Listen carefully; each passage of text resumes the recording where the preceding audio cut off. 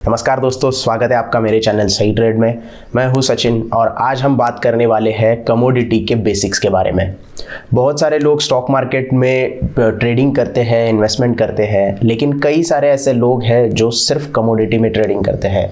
Commodity जैसे कि आपको पता है, गोल्ड हो गया, सिल्वर हो गया, क्रूड ऑयल हो गया, या फिर आपका वीट हो गया, सोयाबीन हो गया, रबर हो गया, ये सारी चीज़ें कमोडिटीज़ में आती है। बेसिकली कमोडिटीज़ क्या होती है कि जो नेचुरल है, मतलब जैसे कि क्रूड ऑयल हो गया, गोल्ड हो गया, सिल्वर हो गया, ये सारी नेचुरल चीज़ें हैं, ये आर्टिफिशियल नहीं है, ह्यूमन मेड नहीं है। तो ये सारी चीज़ें जो नेचर के साथ आती है, जो नेचुरल है, उन्हें हम कमोडिटी कहते हैं।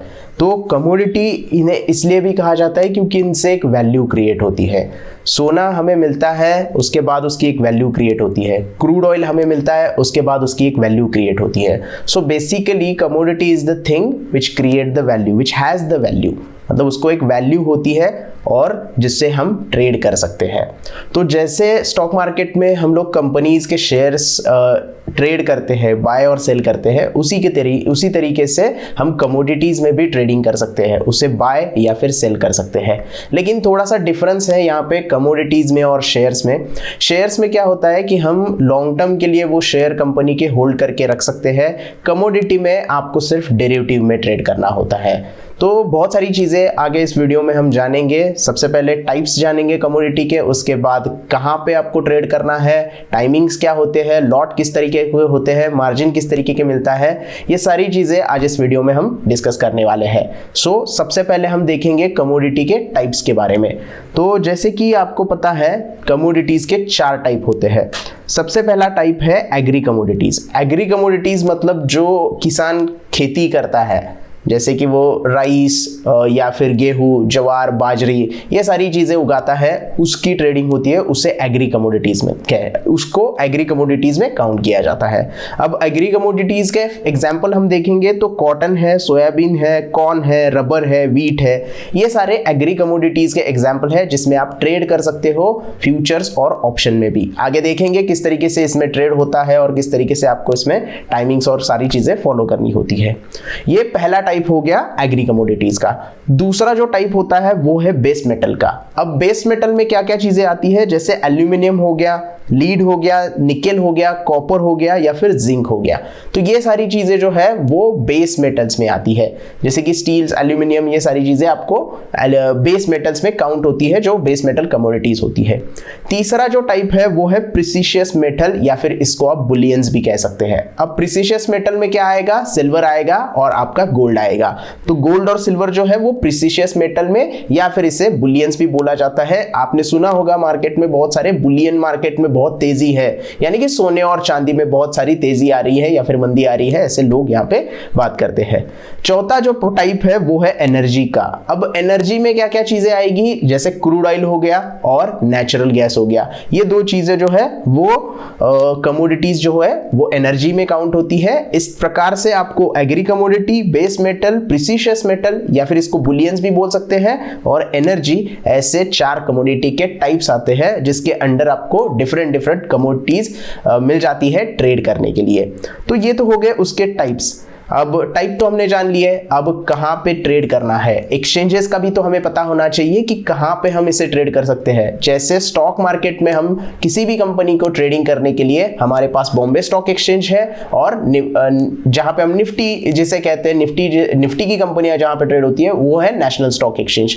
तो वो स्टॉक मार्केट के 2 एक्सचेंजेस है। ऐसे बहुत सारे एक्सचेंजेस है, लेकिन फिलहाल जो मेन पॉपुलर इंडेक्सेस है वो बॉम्बे स्टॉक एक्सचेंज और नेशनल स्टॉक एक्सचेंज, ये 2 स्टॉक मार्केट के लिए एक्सचेंज है।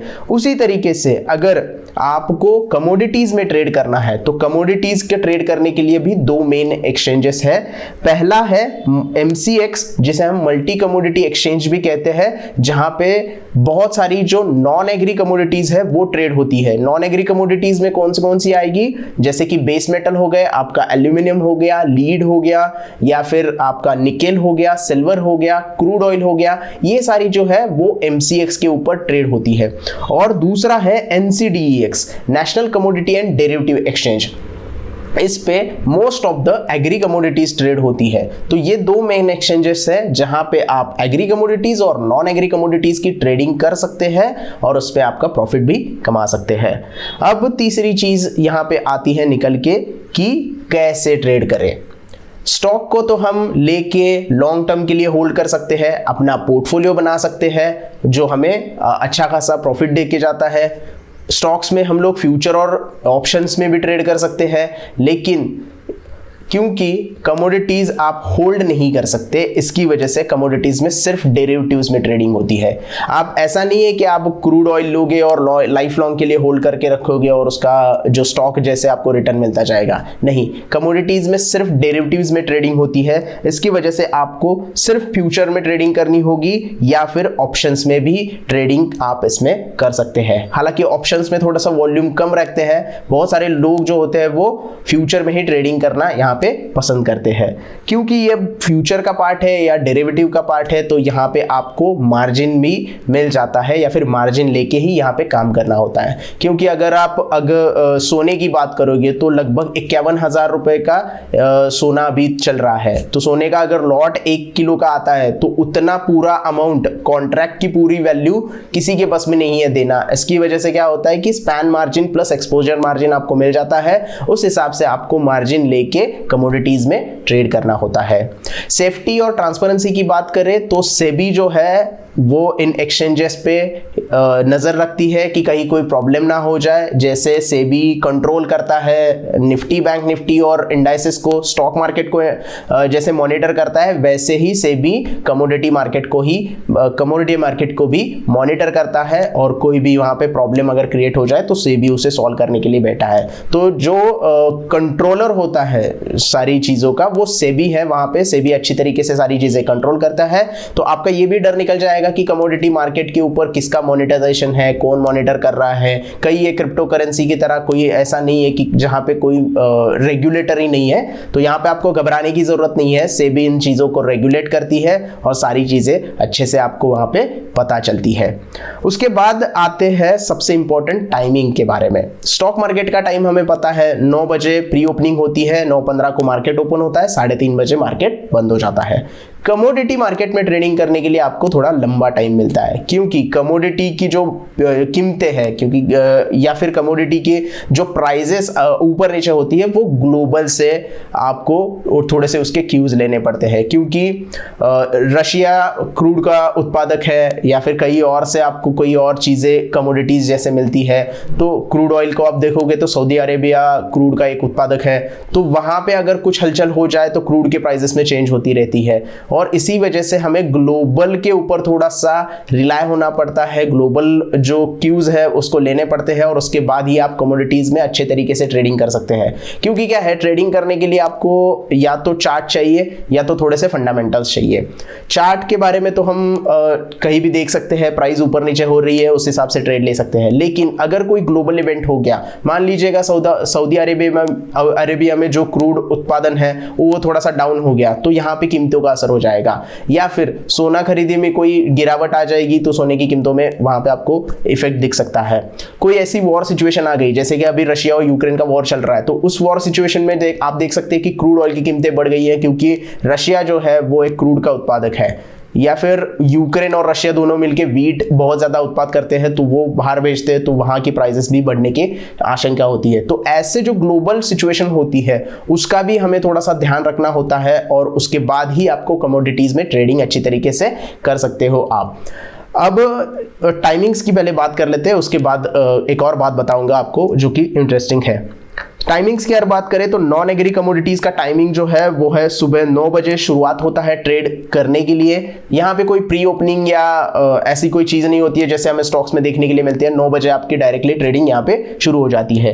ट्रेड एंड जो होता है नॉन एग्री कमोडिटीज मतलब बेस मेटल और क्रूड का जो टाइमिंग है वो 11:30 बजे एंड होता है। और जैसे कि आप स्टॉक मार्केट में देखते होगी कि इंट्राडे के ट्रेड अगर आपको क्लोज करना है तो 15 मिनट पहले क्लोज करने होते हैं, अदरवाइज वो ऑटोमेटिक स्क्वायर ऑफ हो जाते हैं। जाते हैं, वैसे आपको कमोडिटीज में 25 मिनट का स्पैम मिलता है। मतलब आखिरी के 25 मिनट आपको उससे पहले जो आपके एक्सपोजर्स है, आपके जो भी कॉल्स या फिर पुट्स है या फिर जो भी फ्यूचर आपने बाय किया है, आपको 25 मिनट पहले स्क्वायर ऑफ करना होगा, अदरवाइज वो ऑटोमेटिकली स्क्वायर ऑफ हो जाता है।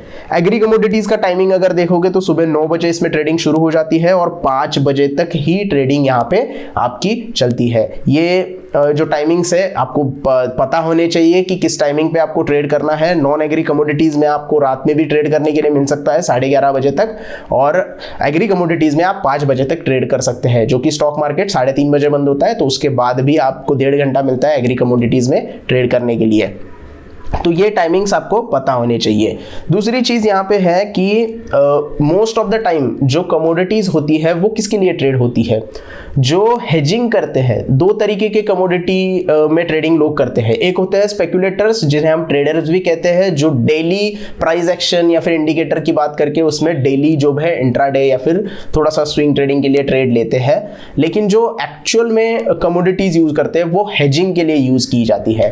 अब जैसे कि कोई सोनार है जो गोल्ड खरीद के बैठा है, लेकिन उसको ग्लोबल मार्केट में सोने की उतार चढ़ाव की भी चीजें देखनी है, तो वो क्या करेगा? उसकी सोने की दुकान है, वहां पे उसको पता चल रहा है कि कितने मतलब कस्टमर आ रहे हैं, सोने की कितनी बिक्री या फिर खरीदी हो रही है, लेकिन वो क्या करेगा? हेजिंग के लिए कमोडिटीज में गोल्ड यहाँ पे खरीद के रखेगा। अगर उसको वहां पे कोई दिक्कत आती है, प्राइस ऊपर नीचे होती है, तो कमोडिटीज अगर उसने हेज करके रखी है, गोल्ड उसने हेज करके रखा है, तो क्या होगा कि उसका जो रिस्क है वो वहां पे थोड़ा सा सिक्योर हो जाएगा या फिर कवर हो जाएगा। एग्जाम्पल के लिए अगर हम ले लें कि यहाँ पे कॉटन जो उत्पाद करते हैं, जो कपास की खेती करते हैं, तो वो अगर हेजिंग कर ले, अगर कपास का कोई बड़ा व्यापारी है जो खेती भी करता है उसका, तो वो कमोडिटीज, कपास कमोडिटीज में अगर ट्रेड करे तो उनको वहां पे रिस्क जो है वो हेज हो जाती है। नॉर्मली जो बड़े प्लेयर रहते हैं कमोडिटीज में, वो हेजिंग के लिए कमोडिटीज का इस्तेमाल करते हैं, ताकि जैसे कि मैन्युफैक्चरिंग कंपनी है कोई, वो कोई प्रोडक्ट बना रही है, तो उनके अगर रेट्स में कोई प्रॉब्लम हो जाएगा, मान लीजिएगा कोई चिप्स कंपनी है, तो चिप्स कंपनी का सबसे इंपॉर्टेंट चीज क्या है कि पोटैटो उनको चाहिए। तो पोटैटो की कीमती अगर कम नीचे हो गई तो उनको क्या होगा कि उनका प्रॉफिट मार्जिन भी कम नीचे ऊपर नीचे होता रहेगा। तो वो लोग क्या करते हैं कि पोटैटो की कमोडिटीज में भी ट्रेडिंग करते हैं, ताकि उनका जो हेजिंग है वो बराबर से हो जाए और उस हिसाब से उनका जो है प्रॉफिट मार्जिन ज्यादा कम नीचे वहां पे नहीं हो। तो एक प्रकार से कमोडिटी को हेजिंग के लिए भी इस्तेमाल किया जाता है, और आपको अगर इन्फ्लेशन के अगेंस्ट हेजिंग करनी है तो भी आप कमोडिटी का इस्तेमाल कर सकते हैं। बहुत सारे लोग जो होते हैं वो गोल्ड में इन्फ्लेशन के अगेंस्ट बहुत सारे अपनी पोजीशंस बना के रखते हैं, ताकि इन्फ्लेशन कम ज्यादा होने पर उनके जो पोर्टफोलियो है उसके ऊपर कोई ज्यादा असर ना हो। और गोल्ड वैसे भी इंडिया में बहुत पसंद किया जाता है, तो उसमें आप हेजिंग के लिए इस्तेमाल गोल्ड का भी कर सकते हो।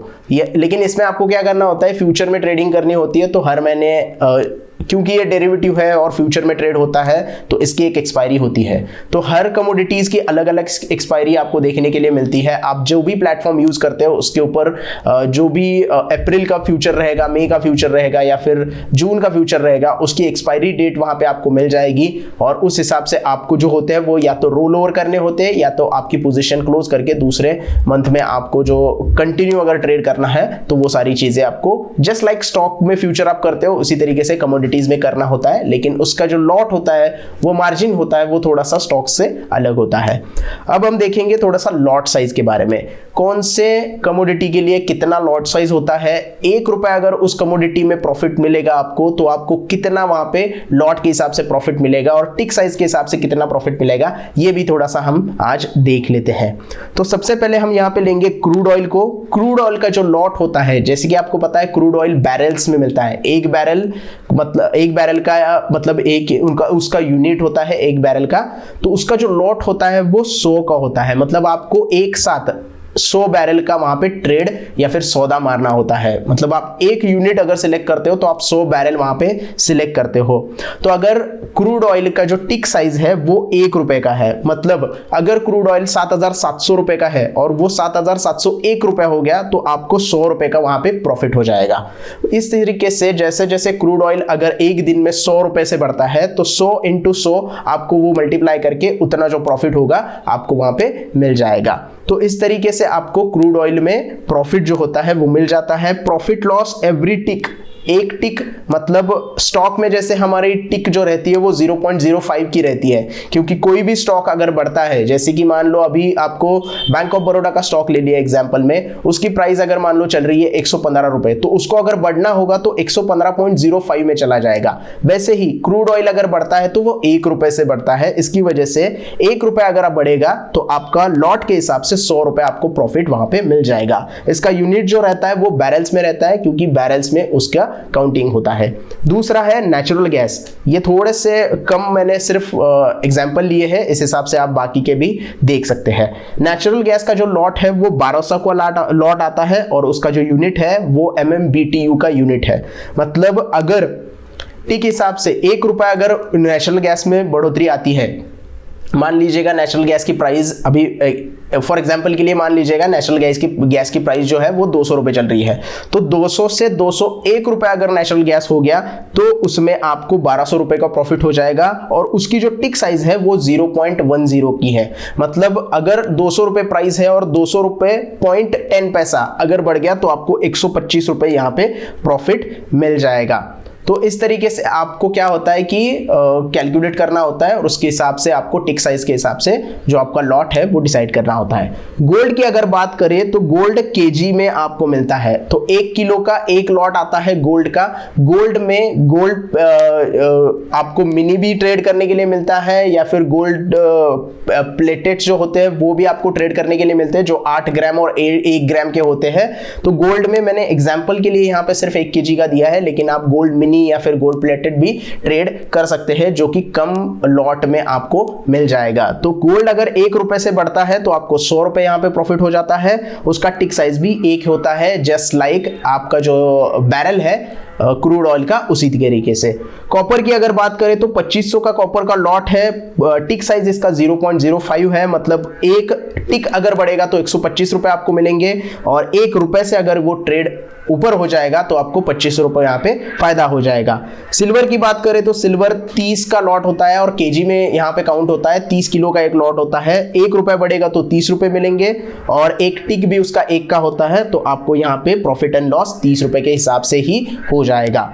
एल्यूमिनियम 5000 का लॉट है, 1 रुपए बढ़ेगा तो 5000 मिलेगा आपको। 0.05 का यहाँ पे टिक साइज है, मतलब एक टिक अगर बढ़ेगी तो 250 रुपए का आपको यहाँ पे प्रॉफिट हो जाएगा। ये टन या फिर केजी में काउंट होता है, 5000 किलो या फिर 5 टन, इस तरीके से आप इसे काउंट कर सकते हैं। लीड भी 5000 का लॉट है और प्रॉफिट इसका भी प्रॉफिट एल्यूमिनियम की तरह ही आपको देखने के लिए मिलेगा। निकेल का लॉट यहाँ पे 1500 का है, ये भी टन और केजी में काउंट होता है और इसका जो टिक साइज है वो 0.10 है, यानी कि एक टिक पे आपको 150 रुपए मिलेगा और 1 रुपए इसका बढ़ेगा तो आपको 1500 रुपए यहाँ पे मिल जाएंगे। प्रॉफिट होगा, कम हो जाएगा तो यहाँ पे 1500 रुपए लॉस भी आपको हो सकता है।